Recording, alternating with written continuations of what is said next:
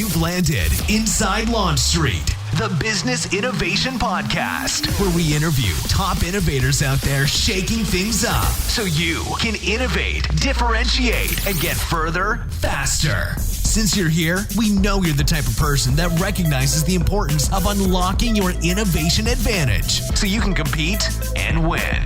And now, your host, the person that has worked with leading companies like Disney, Procter & Gamble, Aero Electronics, the U.S. Army Research Labs, and Red Robin on upping their innovation advantage. Tamara Gontor.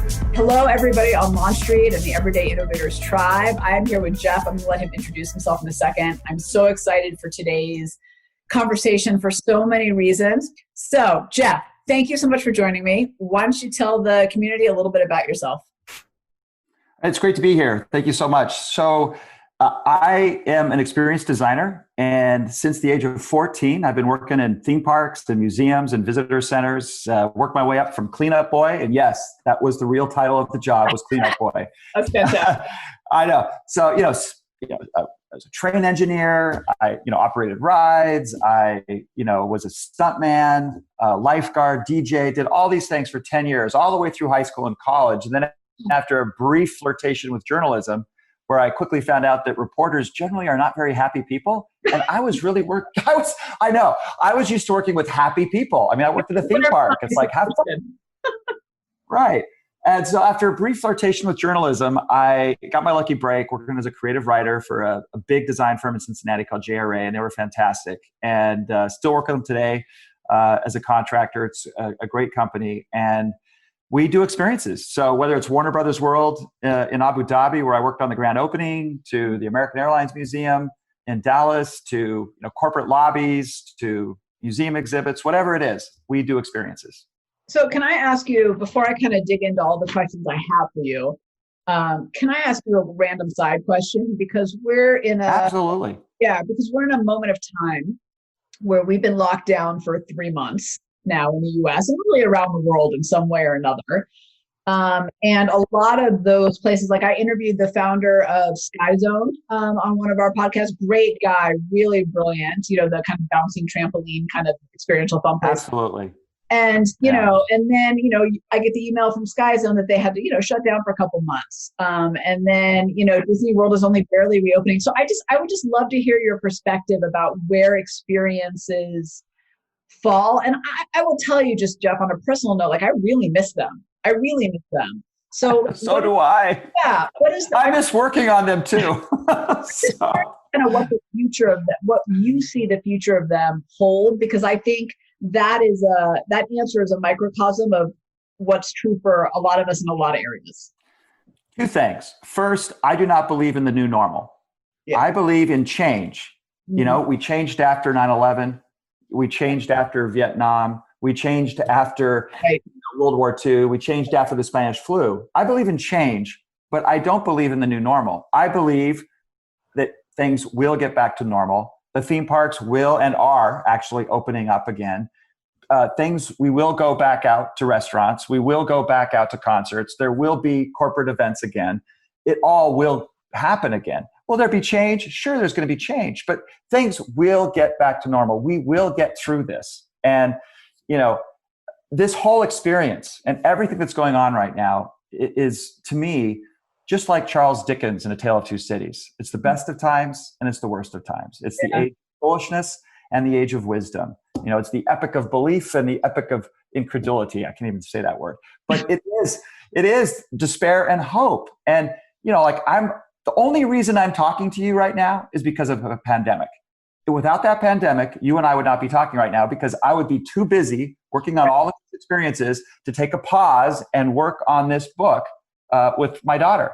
That's the only reason that we're talking right now is because of the pandemic. So it's the best of times, but it's also the worst of times.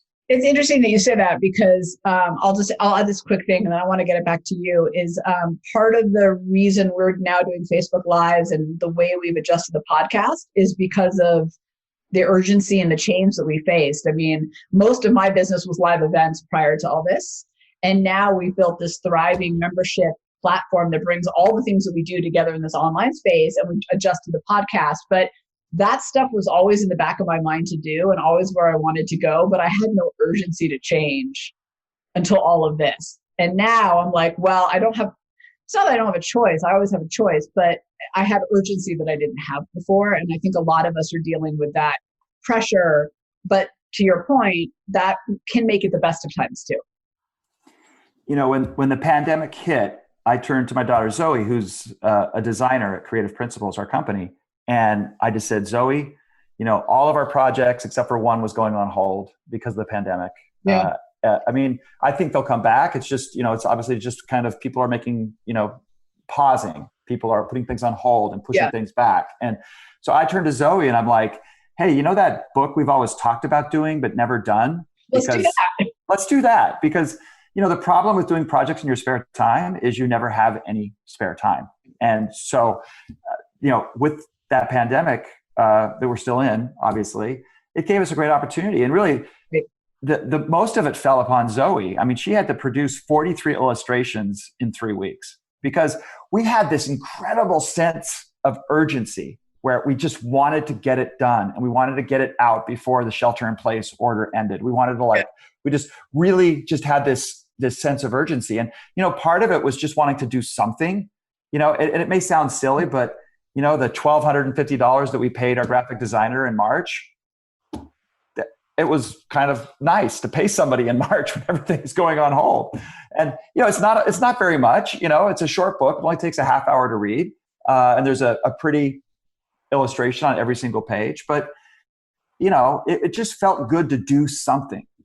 So I want to ask you one quick personal question, and then I want to get in because it's something I asked all my guests, and it's to me is kind of the most insightful about your perspective as I dig into kind of the work stuff. What's one thing I'd be surprised to learn about you? Well, we like to play that whole 2 truths and a lie game, and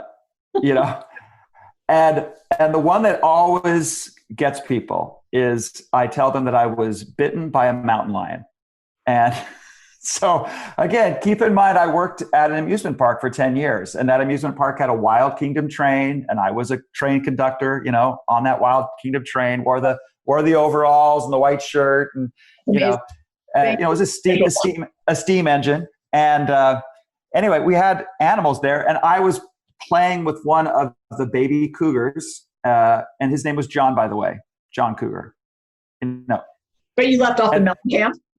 No, literally, that was his name. We named it so we had Mick Aguar and we had John Cougar in our zoo. And so anyway, it was not quite as bad as Joe Exotic, but anyway, but it was not quite as bad.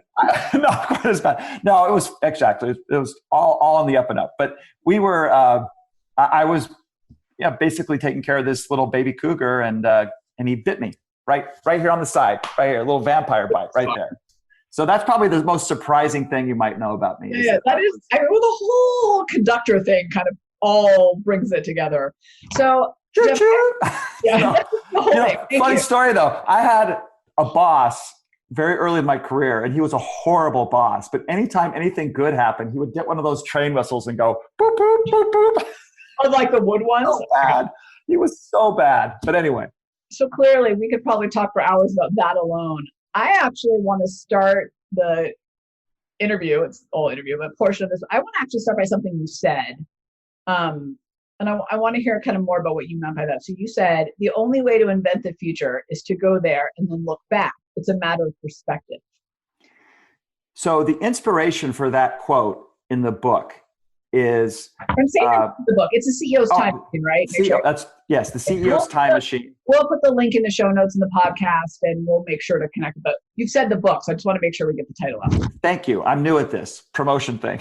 So CEOTimemachine.com. Anyway, no. So in the book, The CEO's Time Machine, that line was inspired by a conversation I had with a senior leader at Skunkworks up in Palmdale for Lockheed Martin. Uh-huh. Skunkworks is famous around the world. I mean, they invented the modern day jet fighter, right at the end of World War II. Then the U-2 spy plane, the SR-71, the F-22, the F-35. This is an amazing company and little group really within Lockheed Martin at Skunkworks. And they are clearly inventing the future. They're thinking about, cold fusion and all kinds of crazy stuff. And so I was talking to this leader, and he told me, because we were working on a history exhibit for Skunkworks. And he told me that the most challenging thing they have is to get all of their engineers to stop thinking that they're in the present.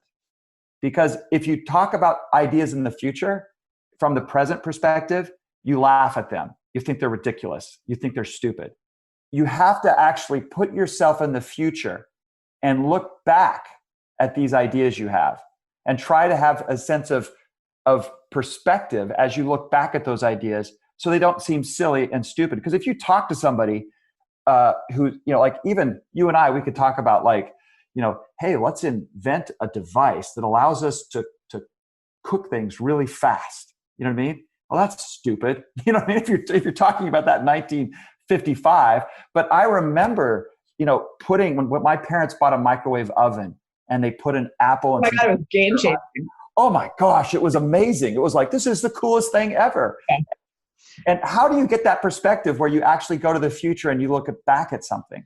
Let me ask you a question about that, because I'm with you. And I think that if you look at some of the things that we love today, you would have never envisioned that in the future. Like you would have never in the 80s said everything I do in my life is on this like phone, right? Including music and apps. Like my life is on this phone, not just phone calls. Like you can't even fathom it. So how do you help somebody shift their perspective from the anchors that are holding them into today to something in the future? Because I agree, but I think for a lot of people, that's easier said than done. Well, part of it, I think, and again, there's a reason why the CEO's time machine is about a time machine, because it allows you to travel to the past. It allows you to travel to the future. But, if you look at history is full of so many examples where people invented something and it went way beyond their imaginations. I mean, I'm going to talk about Abraham Darby for a second. And so much of what's in the book, even though this is not in the book, it's so much of this whole idea of a time machine is really influenced by all these experiences I worked on.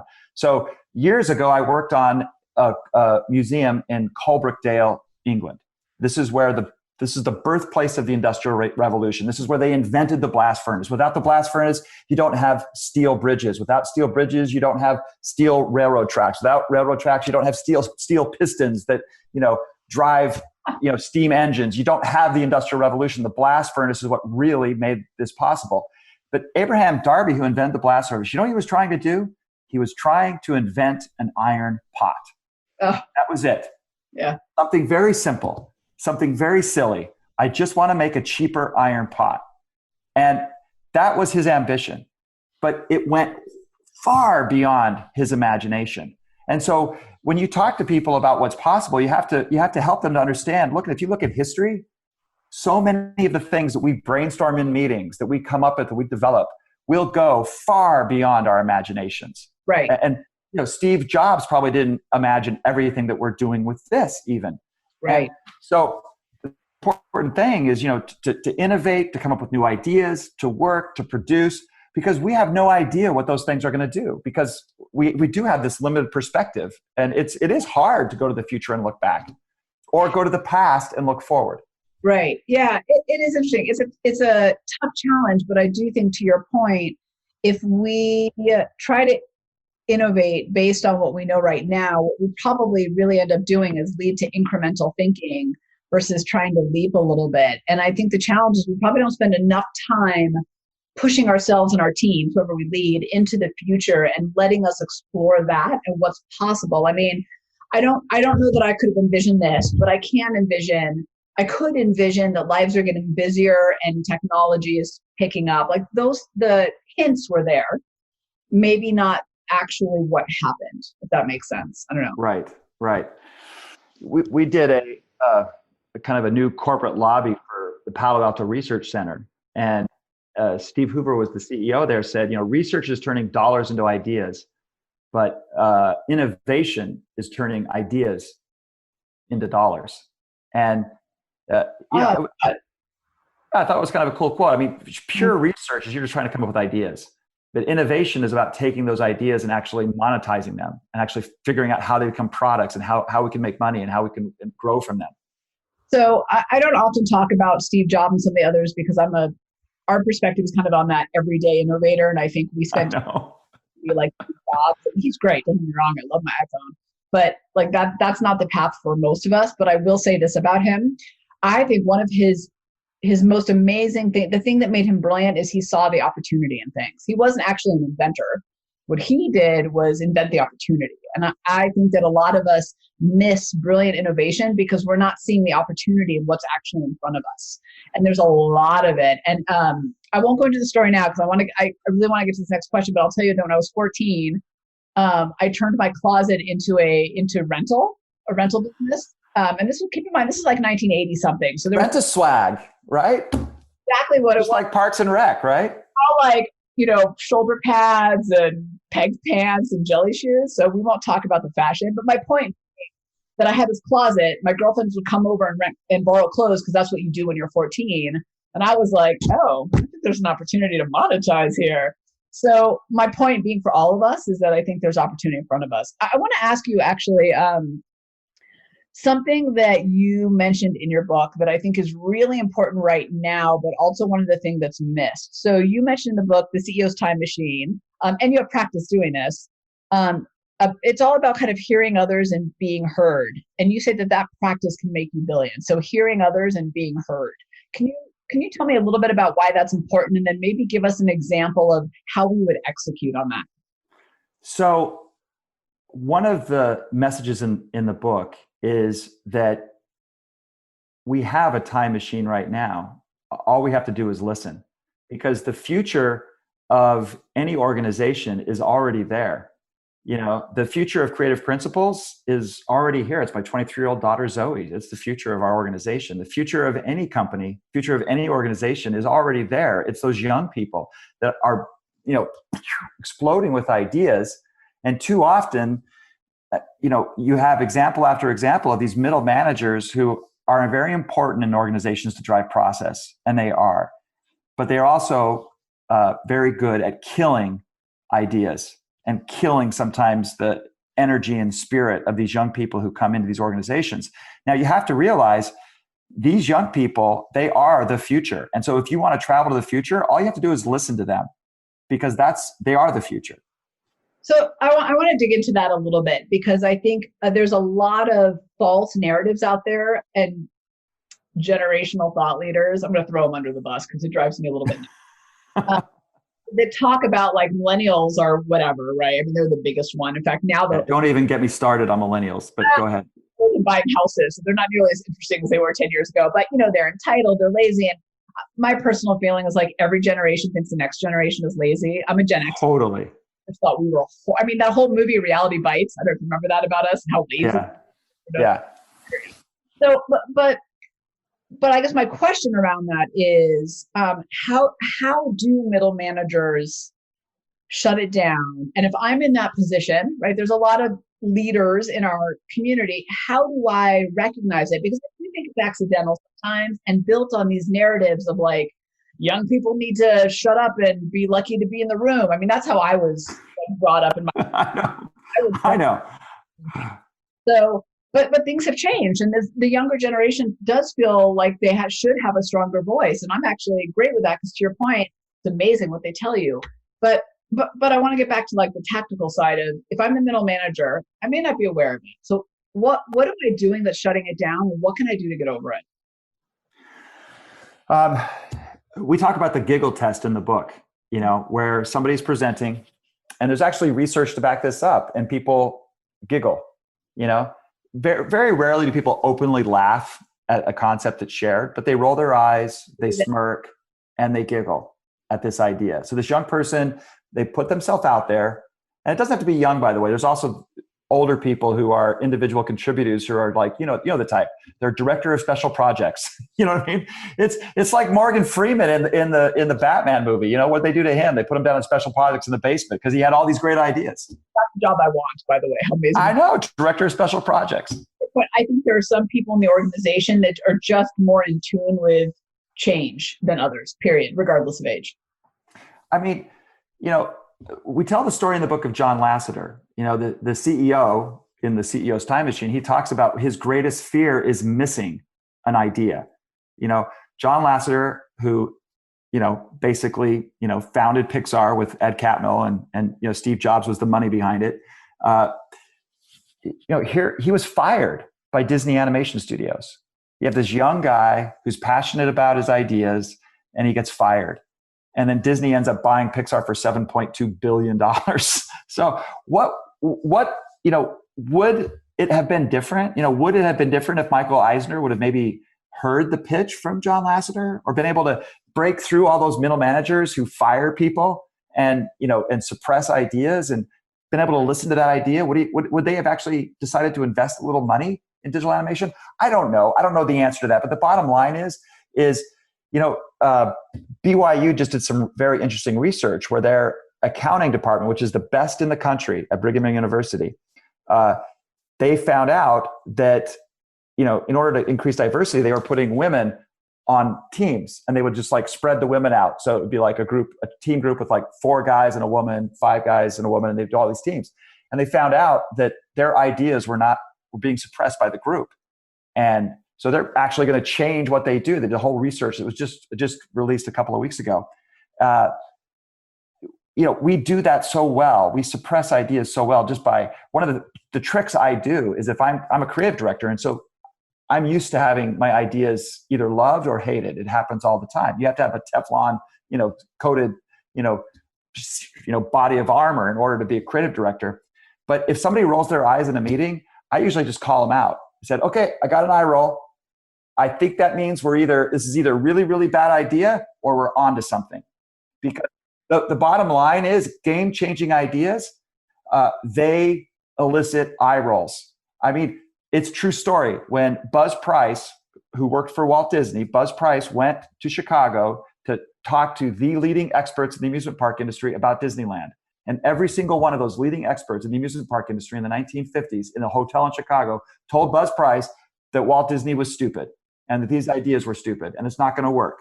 So if you are starting to roll your eyes at people, you're either onto something or it really is a bad idea. But the bottom line is it would be great to have maybe a few other people come in to listen to those ideas to find out whether it really is a bad idea or whether there is something to it. But what I really appreciate about what you're saying that I want all of us on Launch Street to really think about is you can be on both sides of the table of this giggle test. I love making that so real. So on one hand, if you're the one presenting and you get the person going, calling them out in a positive way, like, oh, I got my first laugh. Awesome. Yeah, awesome. Even rewarding them and then kind of addressing it is really empowering, but also allows you to get that conversation on the table. Not to call them out in a way of like, shame on you, you're not a yes and person, right? But to really just own that. I think the flip side to that, which I'm really excited about for all of us on Launch Street, because I think we do this accidentally and without even knowing it, is when you come to me with that wild idea and I start to do that, to catch myself. Like, okay, maybe I should ask a question instead. Maybe I should engage. Maybe I should ask, how does this idea work instead? Because I think we all do it. And I'll tell you, I don't know if you've heard the story about Tough Mudder, the extreme sports. Oh, sure. Yeah.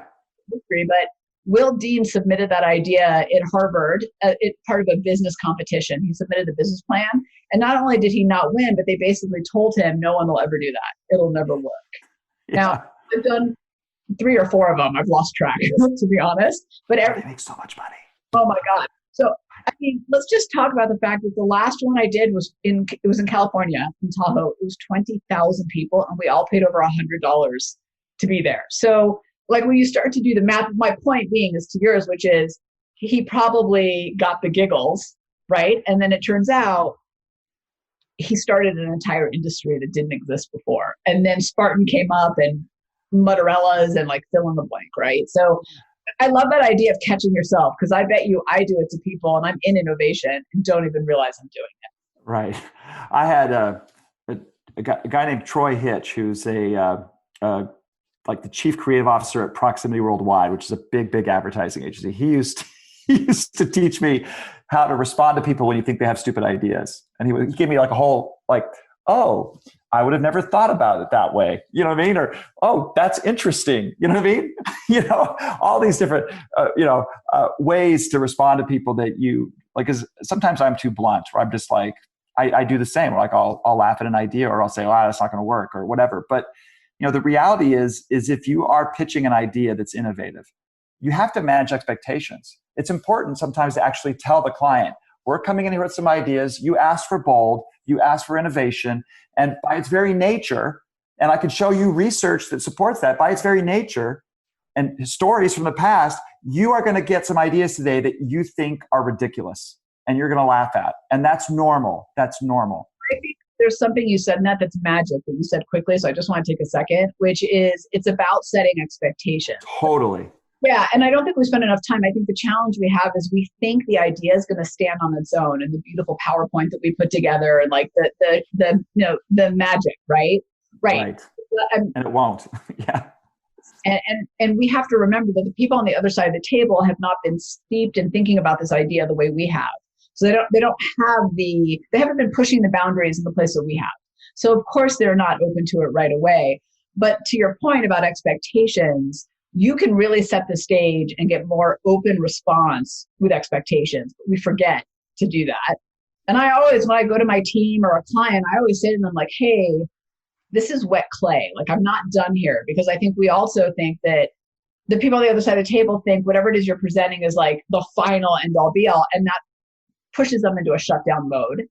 When if you come to them and you say, kind of to your point, like, this is going to seem a little crazy at first, go with me. You asked for bold. I pushed us to the future. This is not done. This is a starting point. People are more open to receiving your ideas as well. And the reality is I have found that if you manage those expectations, most executives appreciate you pushing the boundaries. We were doing a project for Palo Alto Networks, and we're doing a new lobby and kind of the new experience center for them at their new corporate headquarters in Santa Clara. And we had this idea to do a piñata, a giant piñata of a pirate. It was going to be a pirate piñata. And I won't get into the story or why, but we were going to do this big piñata. And it was going to be a digital piñata where you had like a touch screen and you would like use a virtual stick to hit it. And then like there would literally be a gumdrop that would come out that was branded with, Palo Alto Networks on it. It was crazy idea, I know. And we fought like cats and dogs with myself. At the time, I was executive creative director at a company called The Brand Experience. It doesn't exist anymore. But I fought with cats and dogs with the CEO about whether to present this. And finally, he agreed to let me present it if I didn't call it a piñata. So I'm presenting this idea, and the CMO goes, "Oh, you mean like a piñata?" And so I said, "Yeah, like a piñata." But at the end of it, the CMO said, he leaned forward and he goes, "Love the piñata idea. Not going to do it. Love the idea. And I appreciate you coming to us with these great, bold ideas." And if you manage expectations, I think clients appreciate you pushing the boundaries. Well, and also as leaders, I got to say, like, I don't want my team to just do status quo. Like, I'm not paying them to just check off boxes. So exactly, I would appreciate some really bold ideas, Right. Okay, next question I wanted to ask you about is, so we hinted on it in the beginning, but I want to get back to it for a second, is that we're limited by our perspective, right? Our imagination, our creativity. And I was kind of interested the way you kind of said that, because we always talk about like, let your imagination run wild or let your imagination take over. But you're right? We do have some boundaries around that because of who we are and our experiences, right? Like, right. People ask me all the time, well, okay, you're a creative director, how do you become creative? And, at the end of the day, it's about making connections. And the only way you can make connections is by exposing yourself to as many different perspectives as possible. So if you're a creative director and you're not spending time, if you're not getting lost on the internet, looking at weird stuff, you know what I mean? Like, and if you're not following people that you completely disagree with on social media or don't even like, you're going to miss things, because it's about expanding your perspective, including your historical perspective, including your future perspective. And then most importantly, you got to combine all those perspectives and bring it back to the day, because, you can have a time machine to travel the past. You can have a time machine to travel the future, but you still have to come back to this moment in time and make a decision. So you said a couple of things in there that I think are important to call out. And it's actually one of them has come up a few times. So one is kind of debate and conflict and disagreement can actually be good. We were talking about debating in one of the meetings. And I think I just did a whole separate podcast on this. I think we avoid debate because we take it personally, or we're not in a culture where that's allowed for one reason. It's not safe for some reason or another. But I think we're really, and I think what I hear you saying is that we're really hindering our ability to create and to come up with those new kind of push it forward ideas without that debate, because we really need it to poke holes and to see things differently and to push us. And you kind of also alluded to when you're talking about watching like news that you don't agree with or show people you don't agree with. All part of that, right, is expanding your perspective in a way that we don't. We get so myopic. We it's that, what's it called? It's unconscious bias, right? Right. We already reaching out for the things we already believe. The former head of Nissan's design studio in Irvine wrote a book, and the book is I forget the name of the book, but the point of his message was creative sparks. That if you're going to be creative, if you're going to generate ideas and innovation, it's okay for there to be a little bit of tension. It's like metal scratching together and creating sparks. Creative sparks are okay. It's okay to get in a little debate and have a little argument with somebody. That's totally normal. And again, you have to manage expectations. And I facilitate a lot of, we call them charrettes, because architects decided a long time ago, if you call something a charrette instead of a brainstorming session, you can charge more money. But so in a charrette, which is a French word for a little cart, and there's a whole history to it. But in these charrettes, it's okay to disagree. It's okay to, and there's lots of tools that we use. I'm sure you facilitate these sessions all the time as well. There's lots of tools we use to elicit people and get them comfortable with sharing. But the more sparks, that's okay. That's good. I'm curious, in writing your book, The CEO's Time Machine, was there anything as you put it together that an insight or a story that actually kind of surprised you? The ending surprised me. And I wish I could tell you more about the ending because I don't want to be a spoiler. But when I started writing the book, it didn't end where I thought it was going to end. And,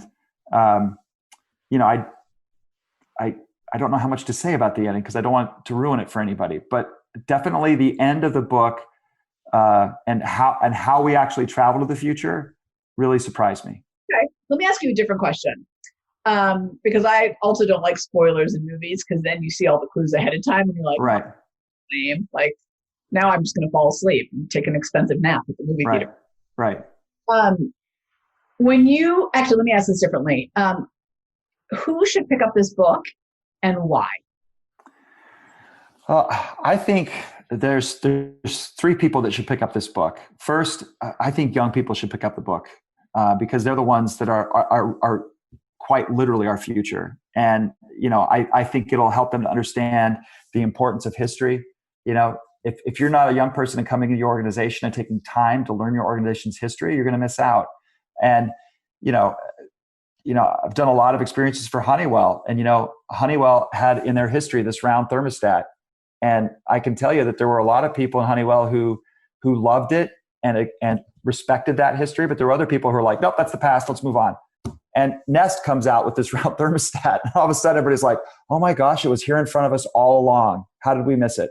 So young people, that your past, your history of your organization is important, but you are also the future of your company. And then I think middle managers need this because they need to realize how damaging their eye rolls and their giggles can be.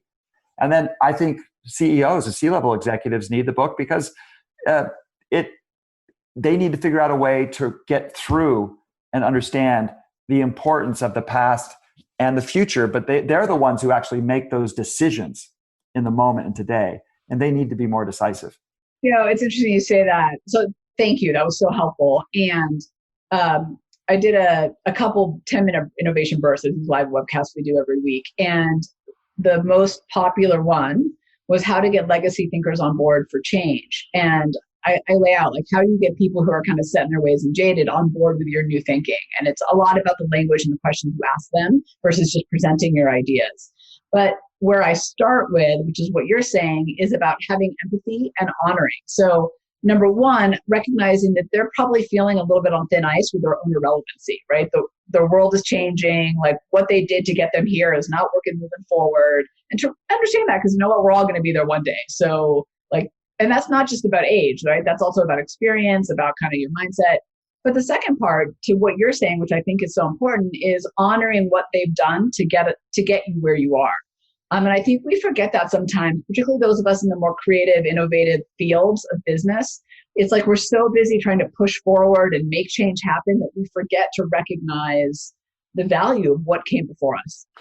If I'm creating a new experience, whether it be a theme park, museum, or a corporate experience or a brand experience, the first thing I do is I look at the history. And the foreword of the CEO's Time Machine was written by Bruce Weindrich, who's the CEO of the History Factory. And he has a philosophy: it's start with the future and work back. Because people think, oh, the History Factory, you're just interested in boring history and blah, blah, blah. But no, the idea is you look to the future and you decide where you want to go. And then you look back at those milestones that remind you, oh yeah, we've done that before. Oh yeah, we could actually learn from that and get to where we need to go in the future. More on, I guess, personal level for people, what do you think stops people from innovating?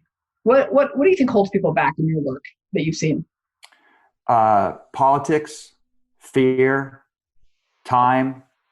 I mean, politics is a good one. Oh my gosh, I'm going to forget his name, but there was a great logo designer who talked about, how great branding isn't just about creativity and design. It's also about politics, because it's, you can come up with an amazing brand for a company and a new logo design or whatever, but politics is an important part of it.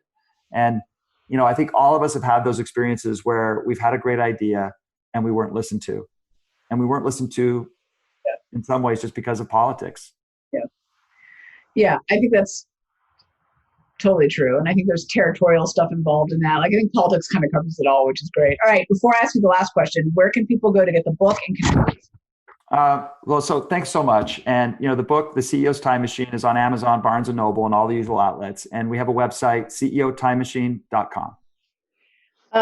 This is so awesome. And like I said, I'll put the link in all the show notes because it's great. I love of your book. That's what we get a lot of guest requests. And that was the thing that popped out to me because I was like, well, that's a really different way of talking about this space. And I think sometimes the titles of books are very obvious. It was like, okay. Yeah, it was a lot of fun. And, I just got to do a shout out for Zoe, my daughter, who's the illustrator. And I mean, the way she put together 43 illustrations in 3 weeks was just amazing. And so many people, when they read the book, I mean, sure, they like the story, but it's the illustrations that really bring it to life and really bring it home. Well, I think, first of all, kudos to her. That's a lot in a short time. I used to be in the ad world, so I get what. Yeah, no, I know. It's great. She's too young to know she's not supposed to be able to do that. So right. That's great. Yeah. The bee, right? Not knowing they shouldn't fly, right? Just you let them believe that. But I think the other part that's cool about that in your book is that we're visual beings, and text is great, reading is great, listening is great, but at the end of the day, it's the visuals that really connect with us that most people actually miss, I think. And when I first, on October 29th of 2019, she posted a sketch on her Instagram art account of a girl in a red scarf. And it was part of the Instagram challenge Inktober. And I had told her, yeah, take company time to do that. It's great. It'll be professional development. But when she posted on October 29th, I immediately said, that is it. That's the style for that short story that I wrote that I've always thought about would be a good book, but just never had time to do anything about it. And then, of course, we didn't do anything about it until the pandemic hit. But it is, she's an inspiration. So my last question to you is, what advice do you have for everyday innovators on Launch Street who are trying to look a little bit more to the future? I think my advice would be to start with the future and look back. If you haven't yet, you have these ideas where you want to go back and look at your own personal career, go back and look at your organization, look at other benchmarks, and go back and look and see what you can learn from those. But obviously remember that to be decisive in the moment. So I just want to, as we close out, because I think that's a great way to close out, Geoff, but I just want to say what I'm appreciating about that is the combination of go to the future, but also bring the past with you a little bit. I think, like as we've said a few times, I think in trying to go to the future, it's like we try to walk away from everything we've already done. Like none of that exists or matters, but it's that blend of the two that really makes it. So Geoff, thank you so much for joining. This was a great conversation. Thank you so much. I really appreciate it. Thanks for hanging with us on Inside Launch Street. If you know someone that is truly ready to unlock their innovation advantage, have them join you on Launch Street. Discover your innovation advantage. Build a team of high-performing innovators and ignite ideas and solutions that create massive impact. GOTO, launchstreet.com. Remember, innovators, if you don't take the leap, somebody else will.